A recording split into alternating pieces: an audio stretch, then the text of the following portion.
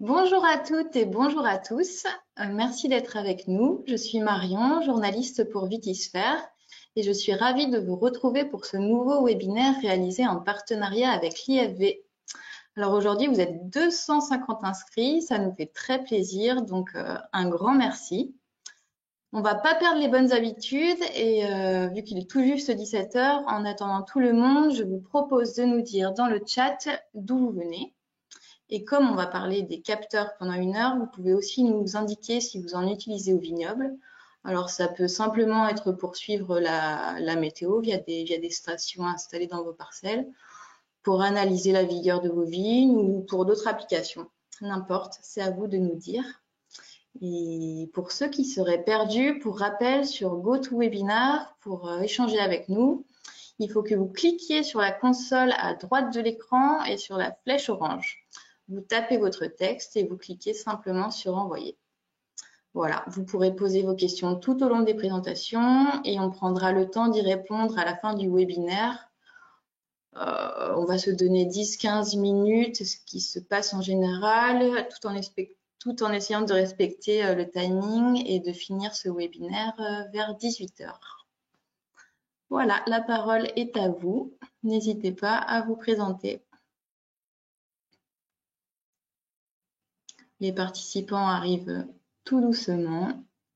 Je vois que ça monte. Bonjour Adrien Berthoud, qui est stagiaire à la Chambre d'agriculture de Gironde sur la protection du vignoble. Ah, on a la Suisse avec nous également. Dorothea, qui n'utilise pas de capteur, mais qui s'y intéresse. Bonjour Georges, Georges Blanc, consultant expert en vin effervescent. Dans quelle région, Georges, du coup? En Russie, waouh! Eh ben, bienvenue. On a des auditeurs qui viennent de loin. Jean-Charles Navera Sartoulet, Château Beaumont, dans le Médoc, chef de culture. Bienvenue Jean-Charles. Ah, Georges, consultant en Russie, mais en France également, bien sûr. Jean-Vincent, Société du Canal de Provence à Aix-en-Provence, distributeur de solutions connectées en irrigation, capteurs et accompagnement des clients. Bonjour Laurent, Laurent Popelard, directeur technique de Souffle et Vigne.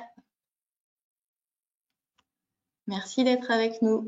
On a également Aline, qui est caviste dans le Vaucluse et passionnée par tout ce qui concerne la vigne. Et bah, vous êtes au bon endroit, Aline. Merci d'être avec nous. Manon Tonnet, conseillère en viticulture à la Chambre d'agriculture d'Indre-et-Loire, ingénieure réseau défi. Bienvenue Manon. Donc on a plusieurs personnes à la Chambre. Hélène Génin, directeur technique de Château-Latour, à l'écoute des innovations et des capteurs utilisables en viticulture. Bah, également au bon endroit, c'est très bien. On a également Manon, étudiante à Montpellier Supagro et alternante au sein de Moët & Cie en Champagne, en future spécialisation agrotique super. Bruno Rosé dans le Var. Super, parfait. Merci à tous pour ces présentations. Je vois qu'il est 17h04, je vous propose qu'on démarre. Alors, on va accueillir Christophe Gaviglio et Marc Rénal, qui sont tous les deux ingénieurs à l'Institut français de la vigne et du vin. Messieurs, vous pouvez allumer vos caméras. Bonjour. Bonjour, et on a également Guillaume Robichon, avec qui j'échangerai tout à l'heure sur un projet de captage de sport de milieu. Bonjour. Bonjour messieurs. Et c'est Christophe qui va démarrer. Il va commencer avec un petit peu de théorie avant de nous présenter ce qui existe déjà sur le marché des capteurs.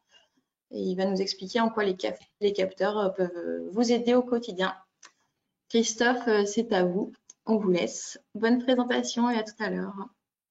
Et nous, on s'efface. Merci. Alors, il faut que je revienne sur la page que je partage.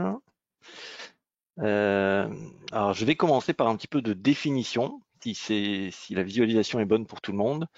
Et voilà, pour définir qu'est-ce qu'un capteur. Pour moi, un capteur, c'est un dispositif donc mécanique, électrique, électronique, peu importe, qui est destiné à capter un signal qui informe sur l'état d'un objet surveillé. Tout ça, c'est très théorique, mais appliqué à la vigne, qu'est-ce que ça donne? Eh bien, on cherche souvent à caractériser l'état de la végétation avec un indice qui est lié à une réalité facilement reconnaissable par le vigneron, le stress hydrique, la vigueur, etc., etc. Mais ça implique qu'il y a un traitement du signal. Et idéalement, le capteur est géolocalisé et communicant, et donc il peut stocker la donnée ou la transmettre. Dans le petit exemple que je mets à l'écran avec les pictogrammes, le dispositif qui joue le rôle de capteur, ici c'est une caméra qui va capter un signal de couleur, de longueur d'onde ou de forme, et qui va renseigner sur l'état de l'objet qui est donc la grappe de raisin ou la feuille, et son état, ça peut être la maturité, la vigueur ou la maladie, en fonction des signaux donc qui sont analysés. Donc voilà, un capteur c'est assez simple et ça peut prendre donc différentes formes pour analyser différents signaux. Les capteurs existent à différentes échelles pour scanner des informations près de la végétation ou beaucoup plus loin. Ainsi, on trouve des capteurs piétons qui peuvent être tout simplement dans votre smartphone. Ça peut être aussi des capteurs un peu plus évolués, donc qui permettent d'analyser le feuillage ou éventuellement les grappes, la couleur de près ou des symptômes très précis. Il y a des capteurs fixes que sont en général donc les stations météo ou des sondes qui peuvent capter donc l'humidité du sol par exemple. Et puis il y a des capteurs mobiles, des capteurs embarqués sur des rovers terrestres, sur des quads, sur les tracteurs, mais aussi sur les drones, les avions, les satellites. Et donc tout ça, ça donne différentes échelles d'analyse du vignoble, du plus près au plus loin. Alors bien sûr, je précise qu'il existe aussi des capteurs qu'on va pas trop développer dans ce webinaire. Ce sont les capteurs embarqués sur les machines à des fins d'automatisation ou de sécurité. On a des capteurs d'angle, des capteurs d'inclinaison sur les machines, etc., qui vont donner des signaux ou qui vont activer des fonctions de sécurité. Alors, quel est l'intérêt d'utiliser des capteurs en viticulture ou en œnologie? Alors, j'ai essayé de regrouper ça en trois grandes catégories. La première, c'est l'adaptation des pratiques en fonction de la connaissance des parcelles viticoles. Par exemple, on peut moduler la fertilisation appliquée selon une cartographie de vigueur. C'est l'exemple le plus classique. Mais en utilisant ce même principe, en utilisant l'hétérogénéité de la vigueur à l'intérieur de la parcelle, on peut décider de faire une récolte sélective ou on peut décider de moduler les consignes de taille pendant l'hiver. On peut même aller jusqu'à envisager de moduler l'entretien du sol.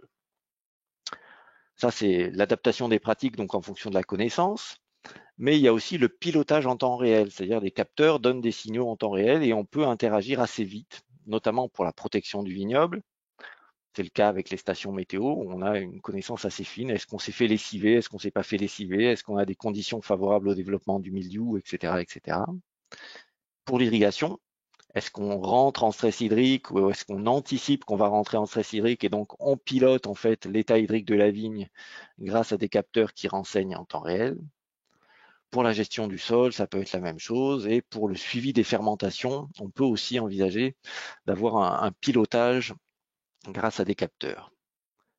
Il y a une autre fonction en dehors de l'adaptation ou du pilotage qui est l'anticipation. L'anticipation, c'est souvent une question de logistique. L'exemple, ça peut être la récolte. Si on a des capteurs qui permettent d'anticiper de manière non destructive la quantité de récolte à venir, eh ben, on va anticiper les capacités de réception au chai, les intrants onologiques, etc., etc. L'anticipation, c'est aussi la gestion de problématiques d'ordre sanitaire comme la prospection pour la flavescence dorée, ou si on sait exclure des zones grâce à des capteurs qui nous disent, là on sait, on est à peu près sûr qu'il n'y a rien, à ce moment-là, ben, on va gagner du temps sur la prospection. Et donc ça aide au niveau logistique. Voilà, c'est des petits exemples simples. Au-delà de ces exemples, ce que je voudrais vous montrer, c'est que derrière l'utilisation des capteurs, il y a toujours des processus, et des processus dans lesquels, en fait, le capteur intervient souvent en premier, mais c'est loin de faire tout le travail.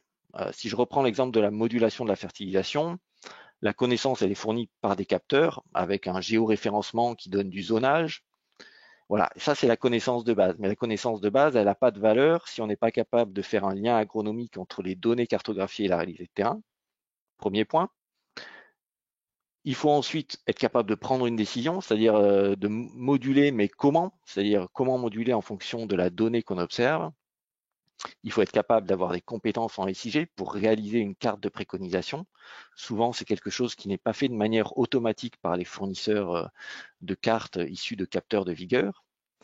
Et enfin, pour valoriser cette information de manière automatique et pas manuelle, le plus intéressant, ça reste d'utiliser quand même un matériel capable d'automatiser cette modulation.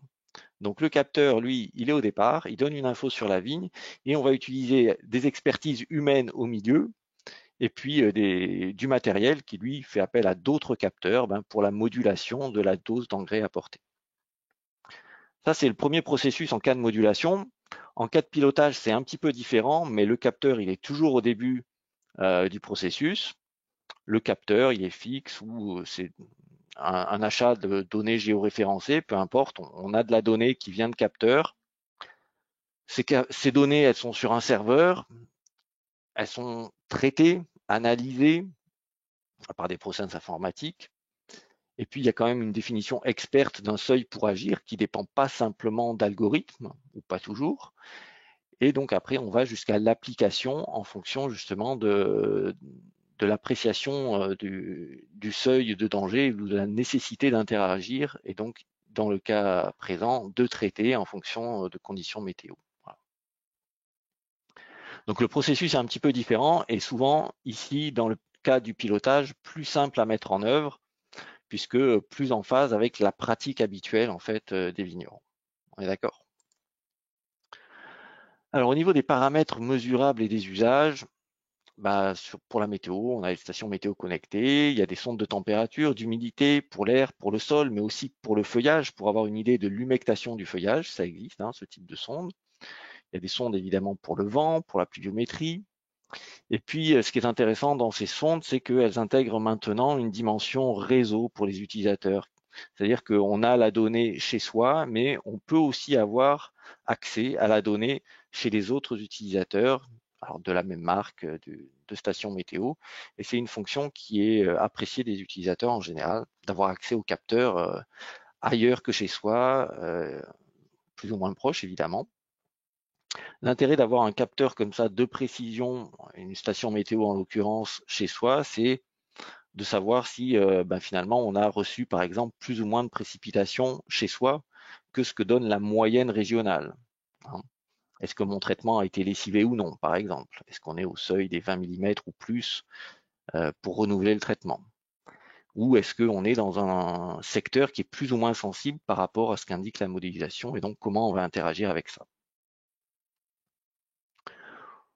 Autre paramètre mesurable et usage, la vigueur, c'est l'indicateur, l'indice qui est le plus soumis peut-être à surveillance avec des capteurs. Alors deux exemples, un capteur qui va mesurer le nombre et le diamètre des sarments, qui s'appelle le PhysioCap, qui est intéressant parce que lui, il donne une image vraiment physique de la vigueur, c'est-à-dire de l'expression végétative de la vigne, avec une mesure du diamètre et du nombre de sarments par l'interception d'un faisceau en fait sur une caméra en ligne. Donc c'est tout simple, c'est basique. Et ça donne le même type d'information finalement que ce qu'on peut retrouver avec une cartographie aérienne, alors faite à un autre moment, puisque le PhysioCap s'utilise en hiver, et les cartographies aériennes de la vigueur, en général, s'utilisent en pleine végétation, plutôt en fin de cycle, autour du mois d'août. Et donc, les deux vont permettre de donner un zonage fonction de la valeur d'un indice. Qu'est-ce qu'on peut faire de ça? Comment on peut utiliser cette information? Est-ce qu'on peut faire des économies d'intrants? Est-ce qu'on essaye d'homogénéiser la parcelle ou est-ce qu'on va essayer de tirer parti de l'hétérogénéité de la parcelle? Bref, une fois qu'on a la connaissance, encore une fois, eh bien, les cas d'usage peuvent différer en fonction des capacités de valorisation ou non de cette information. Un petit exemple pour la contrainte hydrique avec là une sonde capacitive qui va donner des informations au niveau du sol où la sonde peut être enterrée, alors sur différents horizons, 0,20, 20,40 par exemple.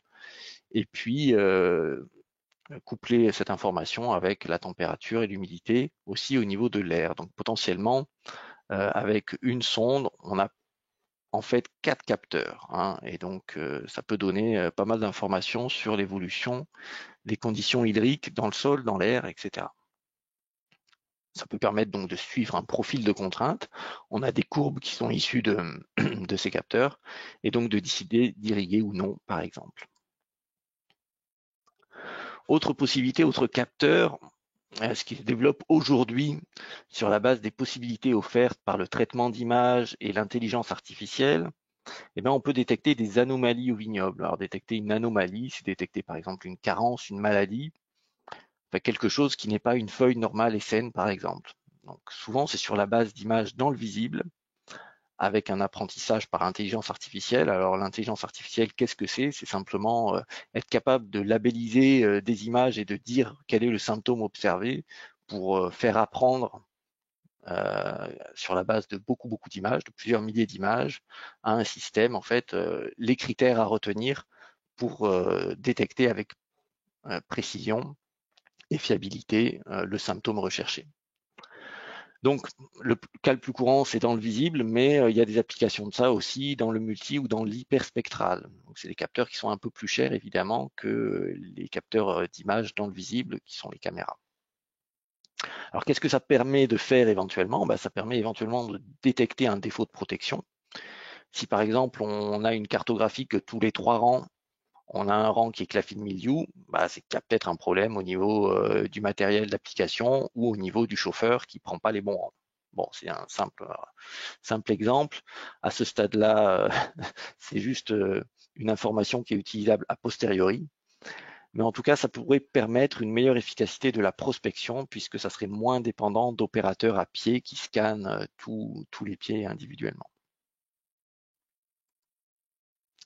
Quelques acteurs sur ce marché du capteur. C'est impossible de citer tout le monde, donc pardon s'il y a dans le public des représentants de sociétés que je n'aurais pas cités, mais vous les voyez à l'écran, hein, quelques sociétés qui sont spécialisées dans le traitement du signal pour voilà, monitorer un petit peu la vigne, son comportement et envisager soit de la modulation, soit du pilotage. Vous en connaissez certains, sûrement certains d'entre eux.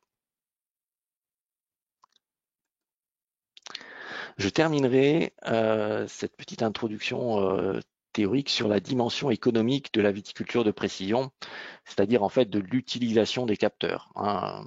Quand on parle des capteurs, c'est bien pour aller vers une viticulture de précision qui s'appuie sur des signaux et sur une information précise au vignoble.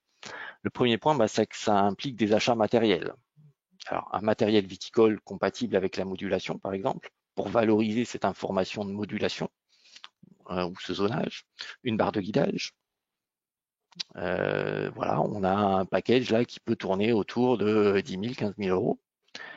Les abonnements qui vont avec, pourquoi? Parce que quand on travaille en intraparcellaire et qu'on a besoin d'une précision centimétrique en intraparcellaire, on a des abonnements pour recevoir les corrections de position RTK.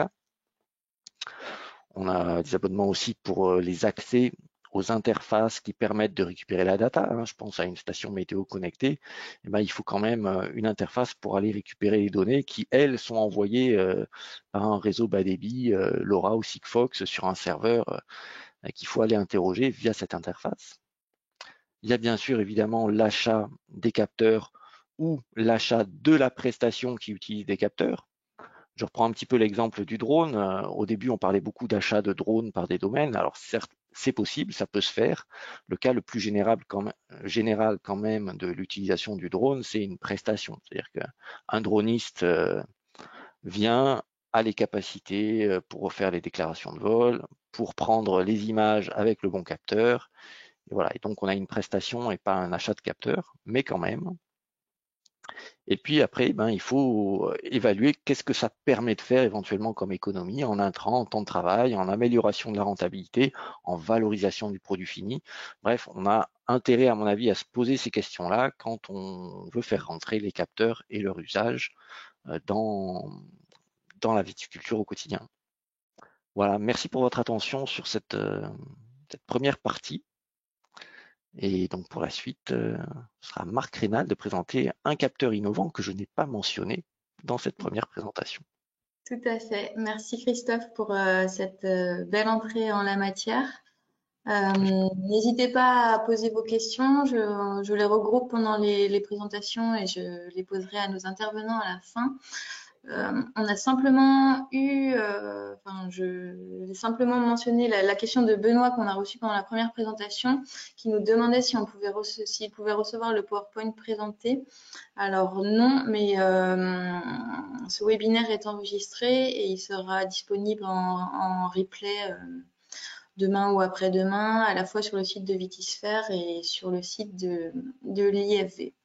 Donc pas de souci. Voilà, et on va maintenant écouter Marc Rénal qui va nous présenter les essais de son équipe sur des capteurs de spores de mildiou. Marc, c'est à vous. Merci, bonjour tout le monde. Moi je suis à distance aussi et je vais demander à Christophe de faire défiler les diapositives. Voilà, donc on va présenter donc un exemple de capteur qui est assez récent, enfin au moins dans l'utilisation, qu'on essaye de mettre en place en ce moment dans le cadre d'un projet VISA, donc sur la sporée aérienne du vignoble. Voilà, on développe un réseau de capteurs pour essayer de construire un nouvel indicateur épidémiologique. Donc, je présente ce travail au nom de tous les collègues qui sont associés dans cette diapositive. C'est évidemment un travail d'équipe complet. Voilà, alors, je démarre toujours mon topo à partir d'un constat qui est d'une réflexion de Gilbert Grenier, qui était professeur d'agriculture de précision là, à Bordeaux Sciences Agro. Et Gilbert disait à juste titre, l'agriculture de précision, c'est une agriculture mesurée. Christophe l'a évoqué précédemment aussi, c'est des réceptions de signaux et donc des mesures.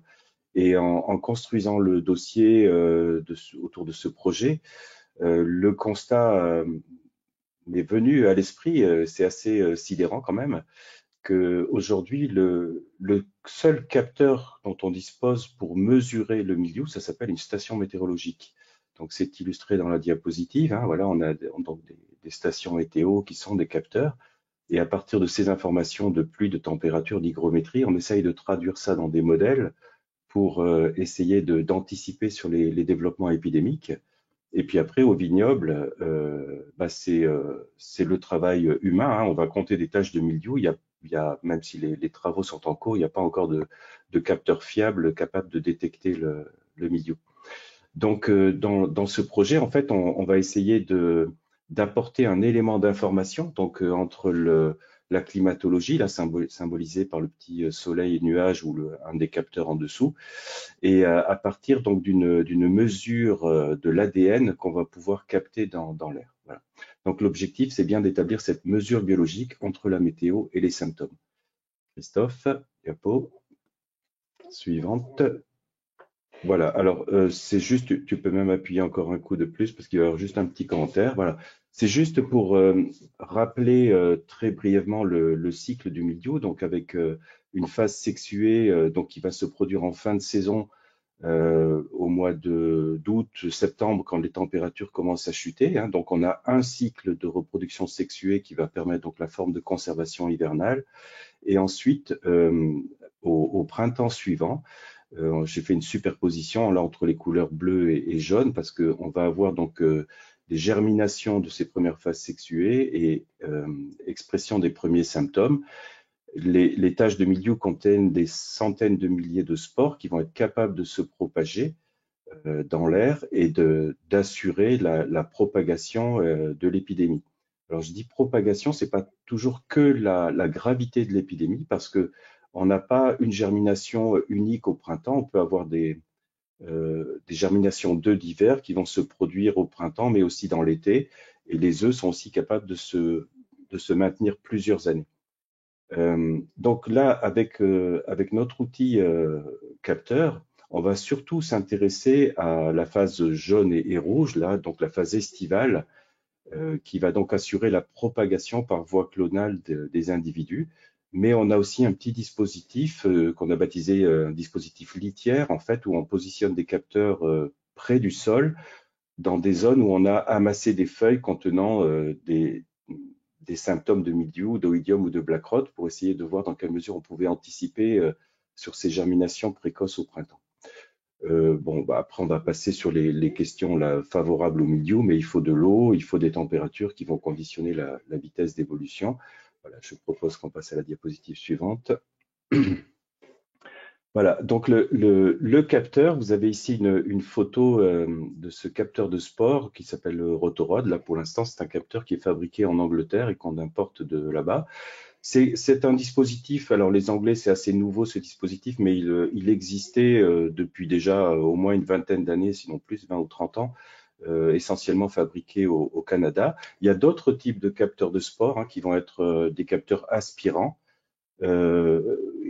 qui vont donc, à partir d'un débit connu et un temps de fonctionnement, on peut mesurer les mètres cubes aspirés par le capteur. Ici, c'est un petit boîtier, donc un petit moteur électrique qui est alimenté par une batterie. On est en train d'essayer de travailler pour coupler ça avec des panneaux solaires pour simplifier la gestion des batteries. Et en dessous du petit boîtier, il y a un axe vertical et un axe horizontal qui tourne à 2400 tours minute et sur lequel on va positionner deux petites allumettes. C'est un petit peu plus gros que les allumettes, c'est des éléments de maquettiste là qu'on trouve dans le commerce très facilement. Donc ces allumettes, elles sont enduites de vaseline, ça tourne à 2400 tours minute, c'est une vitesse qui est normalisée. Du coup, on a un impact assez faible du vent par rapport à ces captures. Et cette vitesse est assez importante par rapport à l'efficience de capture et la taille des spores que l'on va capturer. Donc ça, c'est un point qui est assez important. Donc, on s'est calé sur une méthodologie proposée par les Anglais à partir de ces deux petits bâtonnets pour simplifier l'analyse en biologie moléculaire. Et en utilisant un outil, donc vous avez sur la partie droite de l'écran le boîtier noir ou en dessous le boîtier miniaturisé qui a une forme de calculette. Donc on a un processus qui est très très simple. En fait, on va récupérer les capteurs au champ en appuyant sur le bout de l'axe pour faire tomber le bâtonnet dans un petit récipient dans lequel on va rajouter une petite solution de KOH qui est destinée à détruire les tissus cellulaires. On met 3 billes métalliques qu'il faut agiter pendant 1 minute et ensuite on va positionner l'extrait dans des puits qui vont être positionnés soit dans le génie HT, donc le boîtier noir là, qui permet de faire une centaine de mesures en simultané, soit dans le petit dispositif qui fonctionne sur batterie et qui permet de faire 8 mesures simultanées.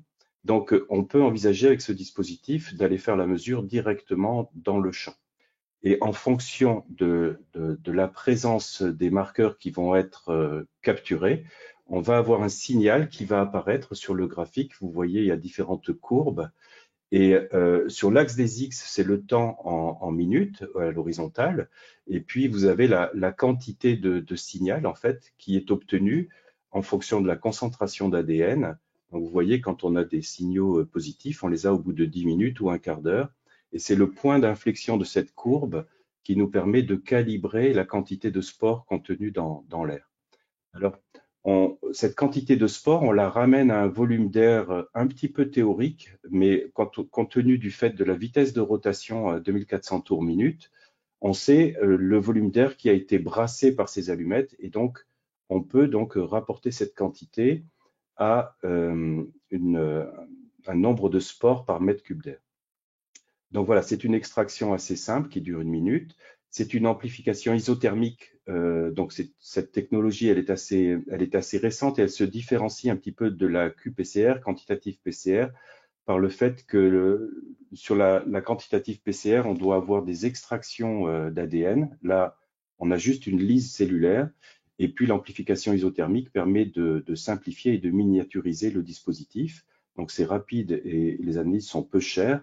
Et puis, cette technologie est très peu sensible aux pollutions environnementales, contrairement à la QPCR. Donc là, on a un travail de thèse qui est en cours avec Antonin Douillet, qui travaille sur la calibration de cette mesure par rapport aux méthodes de référence, QPCR ou Digital PCR. Et on a déterminé qu'on a une limite de détection à peu près à 100 spores par collecteur, ce qui nous donne un indicateur à 0,3 spores par mètre cube. Et on quantifie à partir de 1000 spores, donc à peu près à 3 spores par mètre cube d'air. Voilà, diapo suivante. Alors, comme c'est une technologie qui est assez récente et nouvelle, il y a beaucoup de questions en suspens et qui justifient les dispositifs expérimentaux là qu'on va vous faire, on va vous faire défiler. Voilà. Donc, vous avez en bas le dispositif litière avec le capteur qui est placé à côté à 20 cm du sol, parce que la première question, c'est effectivement à quelle hauteur est-ce qu'on doit positionner ce capteur.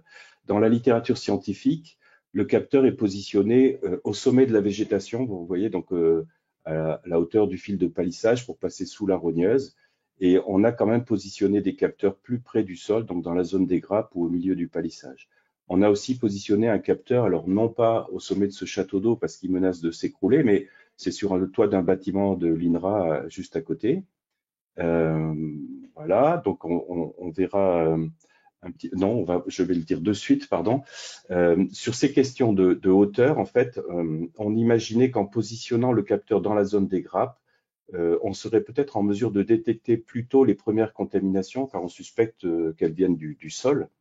Et en fait, on n'a pas eu de résultats très marquants de ce côté-là. Donc, du coup, on reste, on va dire, dans la zone de ce qui est connu sur le plan de la littérature scientifique et on maintient nos capteurs positionnés au sommet de la végétation. Et ces dispositifs sont complémentés par les dispositifs litières, donc au niveau du sol. Ensuite, ces capteurs, nous, ils fonctionnent H24 en permanence et on fait des collectes 3 fois par semaine, lundi, mercredi, vendredi. Mais on s'est posé la question de savoir s'il y avait des rythmes journaliers de production de spores, comme c'est le cas pour le botrytis. Ça avait été observé dans les années 80 avec une production de spores de botrytis, surtout en journée. Là, on a fait aussi donc on a découpé nos tranches de capture par plage de 4 heures, avec 6 plages de 4 heures par jour. Et on a fait ça donc depuis 3 ans. Et on n'arrive pas à matérialiser un moment privilégié de la capture. Donc, pour l'instant, dans nos réseaux aussi, on continue à travailler sur des captures en continu, ce qui nous pose des complications de gestion de batterie, hein, parce que des batteries qui tiendraient une semaine entière sont relativement lourdes. Donc là, on travaille avec des batteries qui tiennent 4-5 jours, donc on les change au moins une fois par semaine. Autre question sur la représentativité spatiale. Donc vous avez ici une parcelle du site INRA de Coinces sur laquelle un bloc parcellaire avec des modes de conduite différents, avec cépages résistants en bio ou en conventionnel. Et on a positionné donc 6 capteurs pour essayer de voir si on avait une homogénéité de réponse. En fait, ce que l'on retient pour l'instant, c'est que on a une capture qui est très marquée par l'état sanitaire des rangs. Donc là, suivant que c'est conduit en bio ou en conventionnel, avec une zone non traitée à côté, on a des réponses qui sont assez marquées. Donc la portée spatiale semble quand même relativement faible, ce qui justifie l'intérêt de travailler en réseau. Donc Christophe l'a évoqué aussi précédemment, ces réseaux de capteurs, c'est quelque chose d'important surtout dans le domaine de l'évaluation des risques épidémiques. Et donc, on a commencé dans le cadre du projet à déployer un réseau l'an dernier, en 2021. Donc, vous voyez, on avait 25 capteurs chez les viticulteurs qui étaient déployés donc, sur le vignoble de Bordeaux essentiellement en 2021. Et cette année, on a presque 70 capteurs qui sont positionnés. Voilà, donc sur ce réseau, l'objectif, c'est de mettre en place un outil de suivi pour la filière et de pouvoir conduire ces études à l'échelle régionale dans laquelle on va envisager des approches de géostatistique pour essayer de bien comprendre le lien entre la météo, les captures et l'état sanitaire. Alors, pour vous décrire un petit peu le fonctionnement de ce réseau, on propose un petit engagement de partenariat avec les viticulteurs en leur demandant de financer l'acquisition du capteur et batterie. C'est un petit peu moins de 1 000 € à ce stade, ce qui est quand même une somme non négligeable, mais le capteur peut fonctionner sur plusieurs années. Hein. On a des capteurs qui fonctionnent donc depuis 3 ans. On demande aux gens de respecter la confidentialité à l'intérieur du réseau, c'est-à-dire que les gens vont avoir l'information sur leur parcelle et ils accèdent aux informations de l'ensemble du réseau sous forme de cartes que vous voyez à droite. La carte de gauche, c'est la quantité de sporanges qui sont capturées, et à droite, c'est l'état sanitaire de la parcelle dans laquelle on fait la capture, avec les ronds orange pour les attaques sur le feuillage et en rouge sur les grappes. Et les cercles sont proportionnels au niveau d'attaque. Donc, on a un protocole de suivi qui est proposé dans le cadre du réseau. On propose aux gens de mettre en place un témoin non traité. Donc, c'est ce qu'on privilégie, mais on ne le rend pas obligatoire. Le capteur, il peut être positionné sur une parcelle en production et donc avec des traitements. Des captures 3 fois par semaine. En 2021, on avait fait des collectes différées, c'est-à-dire on a fait 3-4 relevés pendant la saison où c'était quelqu'un de Benoît Laurent en l'occurrence, qui allait chercher les échantillons qui étaient conservés au congélateur. Entre-temps, on a pu vérifier que la conservation au congélateur n'est pas indispensable. Et donc, en 2022, sur ce début de campagne, les viticulteurs font les échantillons et nous les envoient toutes les semaines ou plus rapidement sur les moments où on risque de basculer au niveau des risques épidémiques, ils peuvent nous envoyer des échantillons toutes les 48 heures. On réceptionne ces échantillons, on envoie un accusé de réception et on s'engage à faire les analyses en 24 ou 48 heures sur cette campagne. Voilà. Parallèlement, donc, on demande qu'il y ait des observations sanitaires qui soient faites sur un protocole relativement simple. Donc, c'est au minimum une fois par semaine, sinon à chaque relevé. Et puis, ces observations sont saisies directement à partir du smartphone dans la base de données Epicure. Et sur chacun des sites aussi, on fait un lien avec la donnée météorologique en créant des points d'observation météo. Donc, ce sont des stations météo virtuelles que l'on peut positionner à l'endroit exact des capteurs à partir de la base des informations qui nous sont données par Météo France. On travaille sur un contrat avec Météo France sur l'ensemble du vignoble français. Et puis, donc, on a cette restitution cartographique qui est donnée chaque semaine. Donc, si on passe sur la diapositive suivante, je pense qu'on a juste une illustration, voilà, de ce que peut consulter le viticulteur. Il a accès à un tableau de bord qui lui donne les informations météorologiques et les informations de capture. Et il a accès donc aux cartes qui permettent de visualiser l'état sanitaire sur l'ensemble du réseau. Ces cartes, on peut zoomer dessus et à partir d'un niveau de zoom trop détaillé qui permettrait d'identifier chez qui il y a beaucoup de spores ou pas, ben les points disparaissent. Sur le graphique de droite, vous avez une illustration sur le site INRAE là, de Pessac-Léognan en 2021 de la capture de spores en rouge sur donc la campagne passée et puis l'état sanitaire relevé sur le niveau d'attaque du feuillage donc en vert. Et vous voyez que la capture de spores démarre avant le développement massif des symptômes. Et en fait, ce qu'il faut retenir aujourd'hui, avec encore une fois, on a assez peu de recul, hein, on est juste sur la 3e année de fonctionnement, mais et par rapport au fonctionnement du réseau, c'est la première année, mais ce que l'on voit, c'est qu'on commence à détecter la présence de mildiou dans l'air dans près de 80% des cas, donc avant l'apparition des symptômes. Ce qui veut dire qu'il y a quand même 20% des cas où on voit les premières taches de mildiou et les captures de spores arrivent ensuite. Et pour moi, ça souligne l'intérêt de travailler aussi en réseau et donc non pas de manière individuelle. Voilà. Ce que l'on observe aussi, c'est que on a un lien entre la météorologie et l'apparition des spores qui est de l'ordre de 8 jours. Voilà. Donc, la capture de spores est bien une conséquence des événements climatiques précédents et donc on va essayer de relier tout ça pour améliorer le fonctionnement des modèles à terme. Et puis, donc, vous avez dessous une illustration de la progression des symptômes. Vous voyez donc l'an passé, sur la semaine du 12 au 19 juin, en fait, on commence à voir les premières captures de spores sur le secteur de Saint-Émilion. Il n'y a encore quasiment pas de symptômes qui sont déclarés.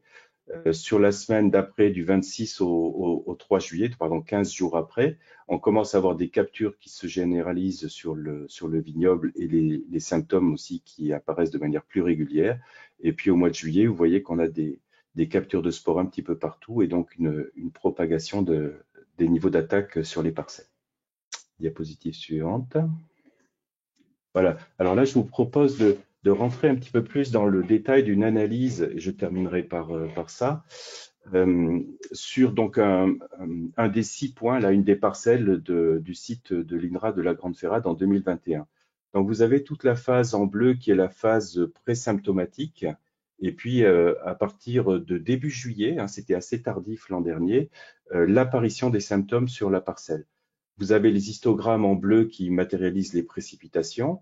On a les événements de gel hein, de début de saison qui ont un peu retardé la végétation, mais aussi sans doute le milieu. Vous avez la fréquence de grappes attaquées en rouge, et vous voyez qu'on arrive à un seuil de 40% de grappes atteintes, et puis 60% de feuilles atteintes en fin de saison pour la courbe verte, donc la fréquence d'attaque sur le feuillage. Sur cette parcelle qui est conduite en bio, il y a eu 12 traitements qui ont été positionnés là sur les petits losanges. Diapo suivante. On rajoute sur cette diapositive la capture de la sporée. Alors, les flèches matérialisent et les ronds, en fait, matérialisent les dates sur lesquelles on a pu détecter le mildiou en dessous du seuil de quantification. Donc, on est juste au seuil de détection. Et après, donc, la courbe noire montre la capture de sporée tout au long de la saison. Et donc, vous voyez qu'en fin de saison, là, au mois d'août, on a des captures de spores qui sont assez importantes et assez régulières. On est à 500 spores par mètre cube quasiment en permanence. Diapo suivante. On va rajouter ici les signaux qu'on a pu enregistrer sur la capture litière. Donc là, on n'est pas en quantitatif, hein, on a des données quantitatives, mais elles sont juste matérialisées de manière qualitative. Donc vous voyez qu'on a un rond qui apparaît, alors on est assez tôt en saison au mois de mai, et puis après il n'y a plus rien au niveau de la litière. Et par contre, à partir du moment où on a l'expression des symptômes, en 2021, on a eu des captures quasiment continues tout au long de la saison, ce qui est assez atypique là par rapport aux années 2020 et 2019 où on avait quelque chose de beaucoup plus intermittent et surtout marqué en début de saison. Donc ça matérialise pour nous la très forte pression épidémique qu'on a observée en 2021 et vraisemblablement une production d'inoculum primaire tout au long de la saison. Même si on ne peut pas affirmer, parce que c'est près du sol, que ça vient du sol, mais on a quand même de fortes présomptions autour de ça. Les petits triangles en bleu matérialisent la capture aérienne. Et là aussi, on a quelque chose d'assez atypique en 2021 par rapport aux 2 autres années. D'abord, on a une détection très précoce là au mois d'avril sur 2 pics et puis plus rien. Et puis par contre, on a une capture très tôt en saison, dès l'apparition des symptômes là au mois de juillet et tout au long de la saison aussi. Contrairement aux 2 autres années où c'est quelque chose qui est beaucoup plus tardif à partir du mois d'août et ces captures donc un peu en hauteur laissent présager de ces possibilités de propagation à moyenne distance, on va dire. Diapo suivante.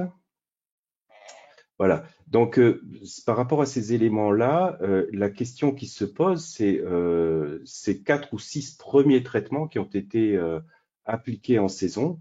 Il nous semble qu'on devrait pouvoir être en mesure assez facilement de les économiser en fait pour déclencher les traitements, peut-être à partir du 4e ou 5e ou 6e traitement. On peut imaginer qu'on aurait pu bien contrôler la situation sanitaire avec simplement les 5 ou 6 derniers traitements de la saison. Et ça, c'est quelque chose donc, que l'on va commencer à expérimenter dans le cadre du réseau avec les viticulteurs partenaires. Là, on a une quinzaine de viticulteurs donc, avec qui on va tester les stratégies de traitement justement basées sur l'ensemble des informations qu'on peut avoir à partir donc, des capteurs météo, du risque modélisé, de cette présence de spores de mildiou détectés en local et ou sur l'ensemble du réseau, et en combinant ça aussi avec l'apparition des symptômes en local et sur l'ensemble des réseaux. Voilà, on commence à tester cette stratégie d'expérimentation en 2022. Et je crois que ça s'arrête là pour ce qui me concerne. Voilà. Eh bien, merci beaucoup, Marc. Nul doute qu'il y a beaucoup d'attentes sur ce sujet maladie. Ce que je voudrais maintenant, c'est qu'on échange rapidement avec Guillaume Robichon, qui prend part à vos essais en tant que technicien à la cave de Tutiac. Bonjour Guillaume. Bonjour. Merci d'être avec nous. Première question, peut-être simplement pour ceux qui ne la connaîtraient pas, est-ce que vous pouvez nous présenter rapidement la cave coopérative de Tutiac? Donc la cave coopérative de Tutiac, c'est une cave coopérative située en Gironde, dans le nord Gironde et à Sauternes. Euh, en ce qui concerne le suivi de la sporée, on a déjà utilisé des pièges à sport donc l'année dernière, en 2021, sur une parcelle d'essai, où donc on a suivi donc la sporée 3 fois par semaine, et on a aussi comparé donc avec les contaminations qu'on observait sur un témoin non traité. Et donc cette année, on réalise le suivi sur deux pièges à sport. Le premier sur litière, donc sur des feuilles milieuses qu'on a collectées, qu'on a mis juste en dessous en fait du piège à sport, et aussi sur une deuxième parcelle à côté de témoins non traités, justement pour du coup avoir des données plus de terrain. Et donc ces parcelles sont aussi excusez-moi sont aussi suivies dans le cadre du projet Aprem Vitirève, qui est un projet d'assurance qui couvrirait le risque maladie. Et donc l'objectif, c'est d'avoir un indicateur justement de sporée, et d'intégrer cet indicateur dans une assurance en fait. Je ne sais pas si je suis très clair, mais le projet Aprem, c'est une assurance qui couvrirait le risque mildiou si le viticulteur suit un protocole de traitement. Donc le protocole de traitement, il est déjà fait, avec des décisions de traitement via Décitraite, l'outil d'aide à la décision, des comptages à la parcelle, et on voudrait donc aussi intégrer la sporée dans la prise de décision du viticulteur pour lutter contre le mildiou. Ouais, du coup, hormis les données, enfin cet aspect assurantiel, l'intérêt pour vous, ouais, c'est à terme de pouvoir diminuer. C'est ça, c'est d'avoir un indicateur supplémentaire dans la prise de décision pour réduire l'utilisation de phyto. Ah, ok. Et concrètement, comment ça se passe chez vous, la collecte, c'est vous qui l'a réalisé, Oui, c'est ça, ouais. Donc 3 fois par semaine, je vais collecter et changer les batteries des deux pièges à sport. Et puis je donne une fois par semaine les échantillons donc à l'IFV, qui m'envoie les résultats sous 48 heures. Et donc j'ai aussi accès à la carte qu'on a vue tout à l'heure dans le diaporama, qui permet justement de suivre un peu l'état du réseau Visa, de suivre un peu la présence ou non de sport dans le secteur. D'accord. Et il y a beaucoup de capteurs sur votre vignoble, ça représente. Alors nous, on en a deux sur la rive droite, on va dire nord-rive droite, il y en a deux autres, il me semble, plus ceux vers Saint-Émilion. Donc il y en a au total sur le réseau, je ne me souviens plus du nombre de capteurs. Marc, ton micro. Pardon. Oui, cette année, on va approcher les 70 capteurs là pour l'instant. Mais ils sont plus que sur la Gironde. On a démarré l'an dernier sur la Gironde. On commence à étendre un petit peu le réseau, notamment avec les collègues IFV. Hein. Il y a un capteur, je crois, qui est basé sur Gaillac, on a dans le sud-est, et on a pas mal aussi sur Cognac. Voilà. Ah bah justement, j'avais une question de Nina Couturier qui voulait savoir combien de capteurs il y avait sur le vignoble des Charentes. Je pense qu'il y en a au moins une dizaine. D'accord, ok. Et en lien, du coup, j'avais une autre question, j'anticipe un peu, mais Manon Combe qui demandait sur une parcelle d'1 hectare de vigne, combien pensez-vous qu'il faudrait déployer de capteurs pour être représentatif? C'est encore une question sur laquelle on n'a pas encore les idées complètement arrêtées, mais quand on voit les 6 capteurs qui sont positionnés sur les blocs là que j'ai présentés, ça fait à peu près 1,5 hectare, et on a des variations déjà à cette échelle-là. Donc je pense que ça sera pas possible sur 1 hectare. Déjà, ça sera pas réaliste de mettre un capteur par hectare, quoi, voilà. Je pense qu'il faut qu'on arrive à avoir peut-être 2-3 capteurs sur une exploitation à terme. On va essayer de baisser les coûts de production. On est en train de travailler sur un développement de nos propres capteurs. Et à mon avis, s'il y a 2-3 capteurs sur une exploitation, ça doit être un maximum. Et il faut plutôt s'appuyer sur la dimension réseau, en fait, pour introduire cette notion de variabilité à l'échelle spatiale, qui peut être aussi forte à l'échelle locale qu'à l'échelle globale du vignoble, je pense. D'accord. Et pour répondre encore plus précisément à Nina, Benoît Laurent, qui participe au projet, nous dit en commentaire qu'il y a 19 capteurs en Charente, Nina. Ah. Et Guillaume, hormis la participation à ce projet, vous constatez la présence d'autres capteurs parmi vos adhérents et si oui, Oui, sur la coopérative, on doit avoir, je pense, 10 ou un peu plus d'une dizaine de stations météo qui permettent d'avoir des données météo plus précises sur le secteur de la cave. Et sinon, d'autres capteurs, non, je pense que c'est surtout les pièges à sport, les stations météo qui nous informent. Ok. Et ben, merci beaucoup pour ce petit message. Pardon, allez-y Marc. Ouais, pardon, juste peut-être une précision que j'ai omis dans la présentation, c'est que j'ai surtout évoqué le mildiou, mais en fait on est aussi en train de cette année déployer les mesures sur l'oïdium. On a eu un petit peu de... Parfaitement à la question de François Dalle, justement, qui demandait si ce serait pas aussi pertinent de faire la même chose sur l'oïdium. Voilà, et j'ai oublié de le dire dans la présentation, mais on a été un petit peu retardé dans ça parce que les amorces sur l'oïdium étaient décrites comme pour le mildiou. En fait, les amorces au départ, elles ont été proposées par un chercheur chinois. Les amorces sur l'oïdium étaient proposées par les Américains. Et en fait, Benoît, donc qui nous écoute, là, a commencé à travailler sur ces amorces et à les tester. Et on s'est rendu compte qu'elles n'étaient pas suffisamment spécifiques de la vigne, de l'oïdium de la vigne, parce que donc il s'est rendu compte qu'elles amplifiaient aussi l'oïdium du chêne. Et donc Benoît a retravaillé sur ces amorces là qui commencent à être disponibles à partir de 2022. Et de la même façon, Benoît a séquencé les amorces sur le black rot, qui là n'existait pas. Donc on a aussi donc encore un petit peu de travail à faire là sur l'analyse des amorces de black rot, mais l'objectif, ça sera bien d'analyser mildiou, oïdium, black rot et botrytis, pour lequel les amorces aussi existent déjà.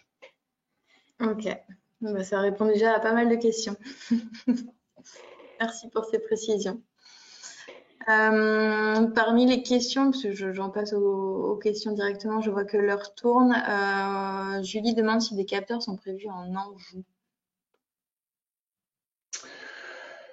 Alors, je parle là aussi sous contrôle de Benoît qui coordonne tout le réseau. Je crois qu'on doit avoir juste aujourd'hui un ou deux capteurs, peut-être deux, positionnés chez nos collègues de l'IFV. Donc ça démarre à peine en fait. Voilà, on a commencé à déployer les capteurs avec les collègues IFV dans le cadre d'un projet justement qui s'appelle Zéro Black Rot. Et comme on anticipe sur le fait qu'on va avoir les amorces Black Rot, donc on a commencé à distribuer les capteurs dans ces vignobles. Et je pense que c'est dans ce cadre-là qu'il y a un ou deux capteurs qui doivent être positionnés là-bas. D'accord. Une question également de Bruno Rosé sur le coût d'installation à l'hectare. Et est-il amorti par la diminution du nombre de traitements? C'est peut-être un peu tôt pour le dire. Oui, alors voilà. Je pense que le capteur de sport seul ne suffira peut-être pas. D'abord, enfin, il faut encore qu'on travaille sur cette relation entre capture de sport et symptômes et météorologie. Je pense qu'il ne se suffira pas à lui-même, c'est-à-dire il viendra en complément d'un capteur météorologique et de la modélisation. Les économies, on voit sur l'exemple illustré que vraisemblablement, ça doit pouvoir nous permettre d'économiser pas mal de traitements en début de saison, en le combinant donc avec ces autres informations. Sur le cas très précis, on aurait pu au moins économiser 3-4 traitements sans trop de risques, on va dire, en début de saison. Voilà. Et après, sur le coût à l'hectare, moi je pense qu'il faut, c'est pas forcément à l'hectare qu'il faut raisonner, c'est plus en nombre de capteurs sur une exploitation en fonction de la typologie de l'exploitation, peut-être de la particularité de la topographie ou des choses comme ça.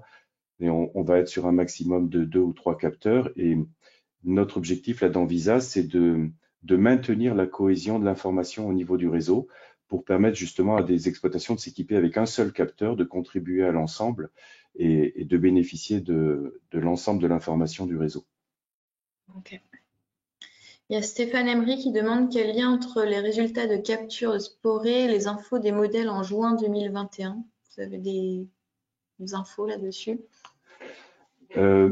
Ben, on le voit là aussi sur l'illustration graphique de la parcelle de Villenave-d'Ornon.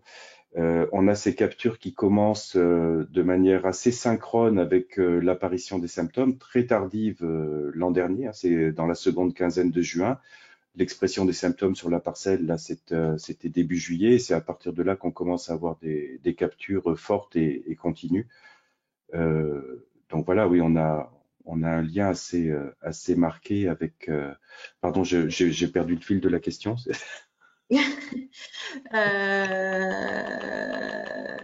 Et toi aussi, pardon. Du coup. Moi aussi, du coup. C'est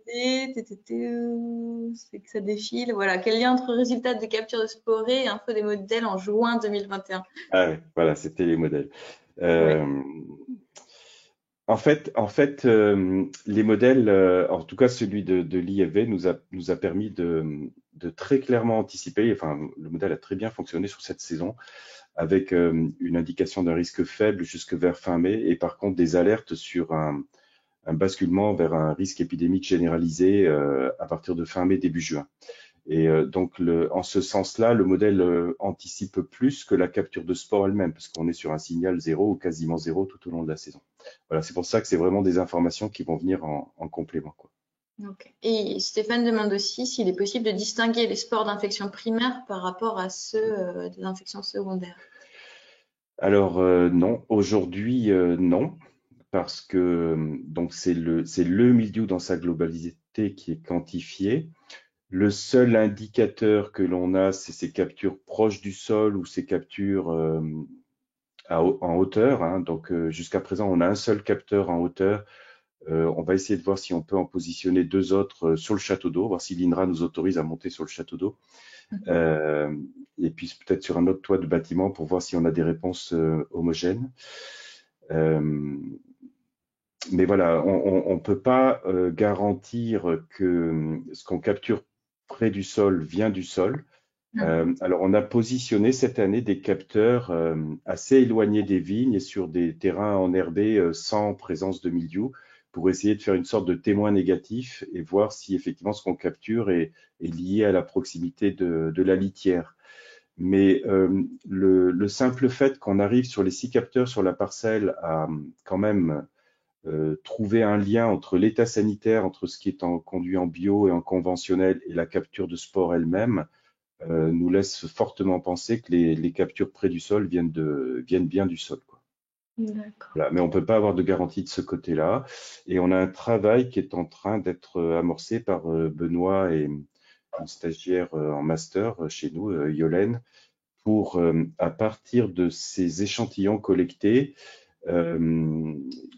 travailler sur les techniques qui vont permettre d'identifier les individus pour justement pouvoir qualifier la diversité génétique de la quantité de milieux qu'on détecte et qu'on repère, et essayer de voir si justement dans la capture de la sporée, on a une part clonale qui se développe ou si on reste sur beaucoup d'individus différents. Voilà, donc on va commencer à travailler ces questions-là. Ok, affaire à suivre. Et toujours pour rester sur le projet qui intéresse dans toute la France a priori, parce que on nous demande s'il y a des capteurs dans le sud et où sont les capteurs à Gaillac, si vous avez l'info.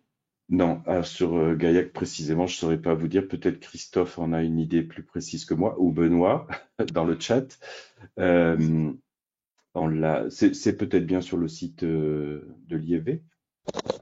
Alors d'après ce que je sais, effectivement, les capteurs ont été livrés il y a à peine 2 semaines et je pense qu'ils vont être déployés sur le domaine expérimental. Oui. D'accord.